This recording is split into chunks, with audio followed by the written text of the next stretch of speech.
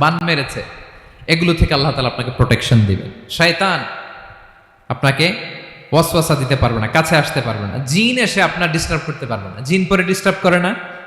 হ্যাঁ, এই প্যারানর্মাল বিষয়গুলো, সুপার ন্যাচারাল যেগুলো, জিন পরি ডিস্টার্ব করে। আয়াতুল কুরসি পরে ফু দিবেন, কাছেও আসবে না। সুবহানাল্লাহ। প্রোটেকশন দিবে কে?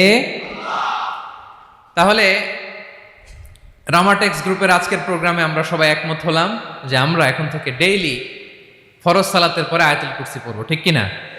কিন্তু তার আগে তো নামাজটা পড়তে হবে নাকি? হ্যাঁ, 5 ওয়াক্ত সালাত জামাতের সাথে পড়বেন তো?